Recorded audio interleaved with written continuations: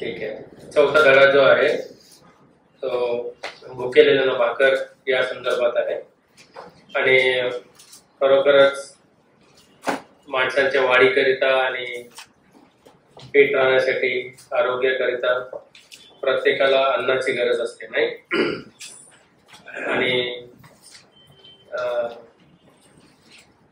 बहुतेक अन्न हे या भौतिक शरीरासाठी आणि आत्मिक अन्न हे जीवासाठी आणि आत्म्याकरिता फार गरजेचे असते. योहानच्या शुभवर्तमान त्याच्या 6व्या अध्यायामध्ये आत्मिक आरोग्यासाठी आत्मिक वाढीसाठी महत्वाचे धडे देण्यात आलेले आहेत. हे जे चिन्ह प्रभू येशू ख्रिस्ताने 5000 लोकांना खाऊ जे घातलं, हा जो चिन्ह आहे हा चौथा चिन्ह आहे. ठीक आहे. पहिले 3 चिन्ह आपल्याला आठवतात का? कुठले कुठले आहेत? पहिला काना गावातला द्राक्षरस, पाण्याचा द्राक्षरस केला तो. दुसरा राजाचा जो अंमलदार आहे त्याच्या मुलाला, आणि तिसरा पक्षघाती माणूस, जो पंगू माणूस होता त्याला बरं केलं. आणि हा चौथा चिन्ह आहे. ठीक आहे. या चिन्हामधून पण प्रभू येशू ख्रिस्त लोकांना दाखवून देत आहे की तो कोण आहे. ठीक आहे. आणि हे जे चिन्ह आहे, हे आपल्याला चारही शुभ वर्तमानामध्ये वाचायला मिळत आहे. एक मात्र असं चमत्कार आहे जो आपण चारही शुभ वर्तमानामध्ये वाचायला मिळतं. ठीक आहे. आणि हे जे आहे चिन्ह, ही घटना जी आहे ती गलील समुद्राजवळ एका डोंगराळ भागात जिकडे वस्ती नव्हती त्या ठिकाणी एवढे सगळे लोक जमले होते आणि त्या ठिकाणी हे चमत्कार जे आहे ते प्रभू येशू ख्रिस्ताने केलेला आहे. लोककृत शुभवर्तमान त्याचा 9वा अध्याय आणि 10व्या वचनामध्ये आपण या गोष्टीबद्दल संदर्भ वाचतो की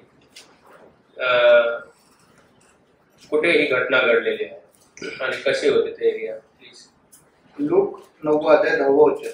नंतर प्रेषितांनी परत येऊन आपण जे जे केले होते ते त्याला सविस्तर सांगितले. तेव्हा तो त्यांना बरोबर घेऊन बेथसेदा नावाच्या गावाकडे एकांतस्थळी गेला. लोक 9 आणि 11वं वचन. हे समजल्यावर लोक समुदाय त्याच्या मागून गेले. तेव्हा त्यांचे स्वागत करून तो त्यांच्या बरोबर देवाच्या राज्याविषयी बोलत होता आणि ज्यांना बरे होण्याची जरुरी होती त्यांना तो बरे करीत होता. तर एक आयसोलेटेड प्लेस, एक असं ठिकाण जिकडे वस्ती नव्हती, अशा ठिकाणी तो सगळ्यांना जमा केलेला आहे. सगळेजण तिकडे एकत्र आलेला आहे आणि तिकडे तो त्यांना शिकवण देत आहे आणि ज्यांचे आजारी आहेत त्यांचे आजार पण बरं करत आहेत. आणि ह्या गोष्टी करत असताना कधी संध्याकाळ झाली, कधी वेळ निघून गेला है ना. आणि आता प्रभू येशू ख्रिस्त म्हणतो हे सगळे उपाशी आहेत, भुकेलेले आहेत आणि माझं कर्तव्य आहे की मी त्यांना खायला घातलं पाहिजे आणि त्यांना मी घरी सोडणार नाही खाऊ दिल्याशिवाय. ठीक आहे. सो या लोकांना अन्नाची गरज होती. तर प्रभू येशू ख्रिस्ताने ते पुरवलेलं आहे हे आपण वाचतो. तर आपल्याला चांगलं असेल आपण 6वा अध्याय त्याचं 1 ते 15 वचन वाचूया. सगळ्यांनी लक्ष द्या. आणि इकडे काय घटना घडलेली आहे, प्रभू येशू ख्रिस्ताने कसं पुरवलेलं आहे, जे शिष्य पुरवू शकत नव्हते ते प्रभू येशू ख्रिस्ताने कशा प्रकारे पुरवलं याबद्दल आपण वाचतो. 6वा अध्याय 1 ते 15. धन्यवाद. आता अर्थातच आपण इथे पाहतो की प्रभू येशू ख्रिस्ताला ही जी घटना आहे किंवा ही जी परिस्थिती आलेली आहे हे तो कशी हाताळणार होता हे त्याला परफेक्टली माहिती होतं. कारण आपण तिकडे वाचतो की प्रभू वचन आपल्याला सांगतं की तो काय करणार होता हे त्याला ठाऊक होतं, ठीक आहे. पण त्याचे शिष्य होते, हे 12 शिष्य जे होते त्यांच्याकरिता हे एक खूप महत्वाचा एक शिक्षण किंवा एक धडा हा होता. या चिन्हामधून परमेश्वराचं जे सामर्थ्य आहे, देवाचं सामर्थ्य आहे, ते ह्या शिष्यांना कळून चुकलं. हे जे 12 शिष्य आहेत यांना फार जवळून प्रभू येशू ख्रिस्त कोण आहे हे फार जवळून आणि फार अधिकरित्या ह्या चिन्हामधून त्यांना कळलेलं आहे. कारण प्रभू येशू ख्रिस्ताने पहिले त्यांनाच अप्रोच केलं, नाही? प्रभू येशू ख्रिस्ताने त्यांना विचारलं की अरे लोक जेवायला आलेत, काय करायचं म्हणून त्यांना जेवण द्यायचंय, काय करायचं. आंद्रिया आहे, फिलिप आहे, हे लोक अयशस्वी ठरले, नाही? अगदी आश्चर्यचकित झाले की आता कसं काय करायचं, एवढी लोक. आणि आपल्याला ठाऊक आहे की तिकडे 5,000 लोकांचा उल्लेख केलाय, पण 5,000 पुरुष होते फक्त. तिथे उल्लेख जो केलाय 5,000 पुरुष असं लिहिलेलं आहे. बाकी इतर मुलं आणि स्त्रिया पण होते. तर 5,000 पेक्षा जास्त लोक होते. आणि अशा मोठ्या लोकसमुदायाला प्रभू येशू ख्रिस्ताने सांगितलं आता यांना सगळ्यांना वळीवळीने बसवा म्हणून. म्हणजे आता ठरलंच, आता द्यायचंच आहे म्हणून, है ना. आणि आंद्रिया आणि फिलिप यांच्याजवळ काहीच नव्हतं करण्यासाठी, त्यांच्या क्षमताच नव्हते. आणि प्रभू येशू ख्रिस्ताने त्या शिष्यांना काही समजणार नाही, त्यांच्या मनामध्ये काही उद्भवण्याच्या अगोदरच असं काही केलं की ते लोक शॉक राहिले. शिष्य कसं काय प्लॅनिंग करणार, त्या लोकांना काय कमिटी बनवायला लागणार आहे, पैसे कुठून उभे, फंड रेझिंग कसं करायचंय आणि कसं या लोकांना जेवण द्यायचं, हे सगळं विचार करून हे काम होणार नव्हतं. चमत्काराचीच गरज होती. आणि आपण पाहतो इथे की प्रभू येशू ख्रिस्ताने 5 भाकरी आणि 2 मासे याच्यात त्यांनी कशी वाढ केली आणि कसं लोक आश्चर्य झाले याबद्दल आपण वाचतो. यांनी फिलिपानी एक गोष्ट म्हटली 7व्या वचनामध्ये की इतक्या पैशांनी जरी आपण जेवण आणलं, भाकरी आणली, तरी थोडी थोडी असं लिहिले ना तिकडे, थोडी थोडी पण पुरणार नाही असं लिहिलेलं आहे. पण प्रभू येशू ख्रिस्ताने जेव्हा त्यांना पुरवलं तेव्हा त्यांना थोडी थोडी मिळाली काय. पण हा जेव्हा म्हणतो, फिलिप जेव्हा म्हणतो की एवढे पैसे घातले तरी थोडी थोडी मिळणार नाही, तर त्याची अपेक्षा ही होती की थोडी थोडी मिळेल इतकं काहीतरी करूया म्हणून. समजते मी काय म्हणताय. पण प्रभू येशू ख्रिस्ताने जेव्हा दिलं त्यावेळेला त्यांना थोडं थोडं नाही मिळालं. म्हणजे त्यांना थोडं थोडं मिळालं असतं तरी पण फिलिपला, सॉरी आंद्रियाला की फिलिपला आनंद झाला असता. आणि तर थोडं थोडं काय नाही तर काहीतरी लागलं तोंडाला, है ना. तर नाही, पण तसं नाहीये. आपण पाहतो की भरपुरीने, म्हणजे पोट, आता माझं पोट खूप भरलंय, पोट भरेपर्यंत त्या लोकांनी खाल्लेलं आहे. 12 टोपल्या उरलेल्या आपण शेवटी पाहतो, है ना. तर प्रभूने इथे शून्यातून उभं नाही केलेलं आहे, ठीक आहे. काहीतरी असं चमत्कार करून बास्केट भरले नाही किंवा चमत्कार करून शिष्याला दिले नाही. प्रभू येशू ख्रिस्ताने काय केलं, एका लहान मुलाचा डबा घेतला, नाही का. 5 भाकरी आणि 2 मासे, एका लहान मुलाचा डबा घेतला आणि त्यांनी या चमत्कारामध्ये त्याला इन्व्हॉल्व केलं. आणि त्यांनी या लोकांना संतुष्ट केलं. हे जे लोक आले होते त्यांना फिजिकल सॅटिस्फॅक्शन, पोटामध्ये जी भूक होती ती भाकरी देऊन त्यांनी भागवलं. आपण जे आपल्याकडून प्रभू येशू ख्रिस्ताला देतो आनंदाने, त्याचा तो किती मोठा चमत्कार करतो हे या चमत्कारामधून आपण पाहू शकतो. त्या लोकांनी आता काय म्हणायला सुरुवात केली माहितीये, जेव्हा त्यांनी ही भाकरी खाल्ली त्या लोकांनी असं म्हटलं की मोशेने ज्या संदेशाविषयी सांगितलंय हाच आहे आणि याची आता आम्हाला खात्री झाली 100%. यांनी जी चमत्कार केले असा दुसरा कोणीच करू शकत नाही. जो संदेश त्या मोशेने सांगितला ना, बघा अनुवाद त्याचा 18वा अध्याय डिटरोनॉमी 18 आणि त्याचं 15 ते 19 वचन. अनुवाद 18, 15 ते 19. तुझा देव परमेश्वर तुझ्यामधून म्हणजे तुझ्या भाऊबंधामधून माझ्यासारखा एक संदेष्टा तुम्हा करिता उभा करील. त्याचे तुम्ही ऐका. होरेब डोंगरापाशी मंडळी जमली होती. त्या दिवशी आपला देव परमेश्वर याच्यापाशी तू विनंती केली होती त्याप्रमाणे होईल. तू म्हणालास, माझा देव परमेश्वर याची वाणी पुन्हा माझ्या कानी न पडो, मोठी अग्नी पुन्हा माझ्या दृष्टीत न पडला तर मी मरेल. तेव्हा परमेश्वर मला म्हणाला, हे लोक म्हणतात ते ठीक आहे. मी त्यांच्यासाठी त्यांच्या भाऊबंधातून तुझ्यासारखा एक संदेश उभा करीन. त्याच्या मुखात मी आपले वचन घालीन आणि त्यांना ज्या आज्ञा मी देईन त्या सगळ्या तो त्यांना निवेदन करीन.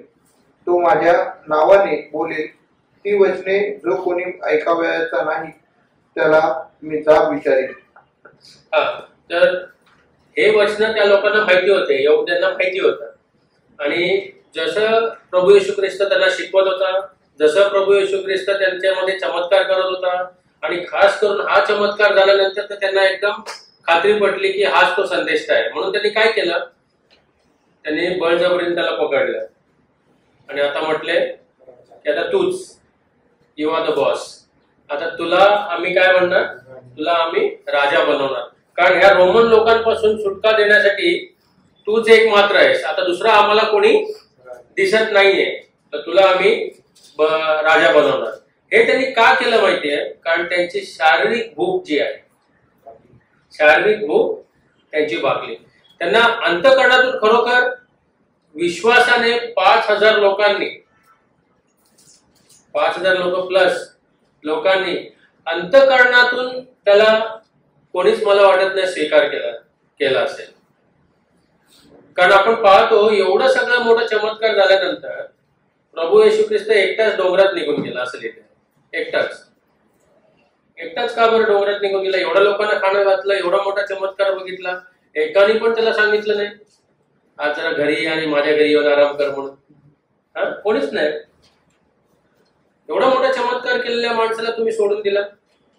म्हणजे तुम्ही त्याला जेव्हा राजा बनवत होते तेव्हा तुम्ही फक्त त्याची भाकरी खाल्ली आणि तुमची शारीरिक भूक भागली म्हणून तुम्ही त्याला राजा बनवण्यासाठी तयार झाले. खऱ्या अंतःकरणातून तुम्ही त्याला स्वीकार केले नव्हते.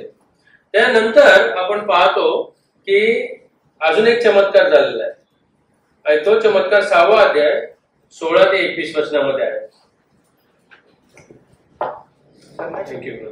आता आपण पाहतो की त्याच दिवशी, ज्या दिवशी भाकरी दिल्या खायला त्यांना, त्याच दिवशी प्रभू येशू ख्रिस्ताने अजून एक चमत्कार केलाय किंवा अजून एक चिन्ह केलंय आणि हा आपला 5वा चिन्ह आहे.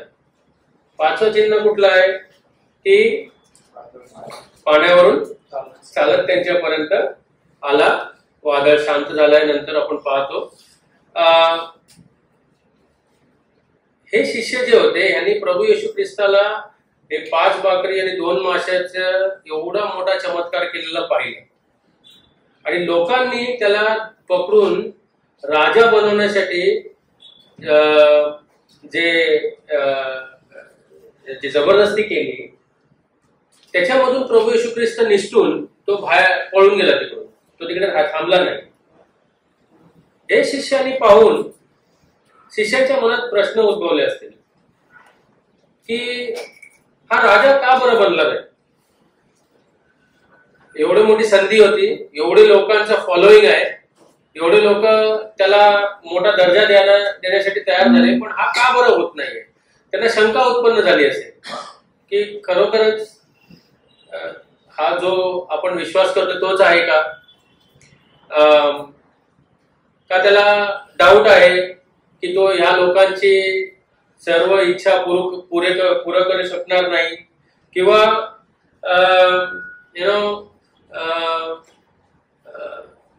तो जे दावे करतोय स्वतःबद्दल ते खरोखरच सत्य आहेत का, हे असले भरपूर प्रश्न त्यांच्या मनामध्ये उद्भवले असतील, गोंधळलेले असतील हे शिष्य की आणि डिस्टर्ब झाले असतील. आणि अशा अवस्थेमध्ये ते आता निघून गेले, ते एका होडीमध्ये बसले आणि त्या गलील समुद्रात जात असताना तिकडे एक वादळ आलं. आता प्रभू येशू ख्रिस्त तिकडून पाण्यावरून चालत आला आणि त्या पाण्यावरून चालत आल्याने त्यावेळेला त्यांनी जे त्याचे सामर्थ्य दाखवलेलं आहे, ते सामर्थ्य पाहून त्या शिष्यांनी त्यांना 100% त्यांना परत शाश्वती झाली. त्यांना परत कळलं की हा खरोखर मसिया आणि देवाचा पुत्र आहे, हे त्यांना खात्रीशीर आता पटलेलं आहे. सगळे डाऊट आता क्लिअर झालेले आहेत. तेच त्याच गोष्टीचं जेव्हा आपण मत्तेकृत शुभवर्तमानामध्ये वाचतो, मत्ते 14 आणि 32 आणि 33 मध्ये, तिकडे आपल्याला कळतं की आता शिष्यांना 100% खात्री झालेली आहे. जरा वाचा पाहू. मग ते तारवात चढल्यावर वारा पडला, तेव्हा जे तारवात होते ते त्याच्या पाया पडून म्हणाले, आपण खरोखर देवाचे पुत्र आहात. पण त्यावेळेला ते खरोखर त्यांना कळलं. म्हणजे अगोदर ते जरासं डाऊटफुल होते, अगोदर त्यांना डाऊट निर्माण झाले होते, अगोदर त्यांना ते जरासा चलबिचल झाले होते की ह्याने असं का केलं, असं निघून का गेला, त्यांनी का बरं राजा झाला नाही. पण आता ते त्याच्या पायावर पडले, का तर तो पाण्यावरून चालत त्यांच्याकडे आला आणि त्यांना एक फार सुंदर असं एक आश्वासन दिलेलं आहे, जे तुमच्या आणि माझ्यासाठी पण खूप खूप खूप महत्वाचं आहे. ते 20व्या वचनामध्ये आहे, it is I, be not afraid. मी आहे, भिवू नका. मी आहे, भिवू नका. कुठलीही परिस्थिती येऊ द्या, कुठलीही परिस्थिती आपल्या जीवनामध्ये येऊ द्या, हे वाक्य जे आहे प्रभू येशू ख्रिस्ताचं, हे सत्य आणि अनंत काळाचे शब्द आहेत. भिवू नका, मी आहे. भिवू नका, मी आहे. त्यानंतर आपण 21व्या वचनामध्ये पण वाचतो की प्रभू येशू ख्रिस्ताला ज्या वेळेला त्यांनी ओळखलं आणि त्यांनी त्याला आपल्या होडीमध्ये बोलावून घेतलं, त्यावेळेला लगेचच आपण पाहतो, लगेचच किनाऱ्यावरती ते पोहोचले. जिथे जायचे होते तिथे ते पोहोचले असले. तो एक खूप मोठा चमत्कार आहे. त्या छोट्याशा होडीचा स्पीडबोट झाला का माहिती नाहीये, पण प्रभू येशू ख्रिस्त ज्या वेळेला त्या होडीमध्ये आला त्यावेळेला लगेच म्हटलं, immediately they were at shore where they wanted to go. आता या शास्त्र भागामध्ये या दिवशी, एकाच दिवसामध्ये प्रभू येशू ख्रिस्ताने 2 गोष्टी दाखवल्या. एक तर पुरवठा करणारा परमेश्वर आहे, दुसरा म्हणजे संरक्षण करणारा परमेश्वर आहे.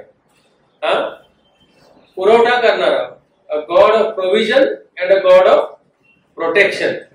दोन्ही गोष्टी एकाच दिवशी आणि 2 चिन्ह दाखवून एकाच दिवसामध्ये त्यांनी हे दाखवून दिलं की तो कधीही पुरवठा रोखणार नाही त्याच्या लोकांसाठी, आणि तो कधीही एकटं सोडणार नाही, प्रोटेक्शन करत राहणार आहे. ठीक आहे.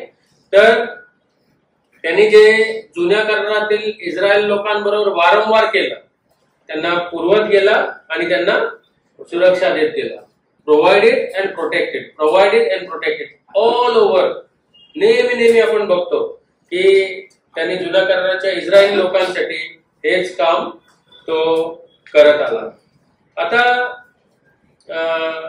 हे जी सगळी घटना घडली, हे 2 घटना घडली, ते घटना त्यांनी दुसऱ्या दिवशी जे त्याचा उपदेश द्यायचा होता त्याच्यासाठी त्यांनी एक फार सुंदर पार्श्वभूमी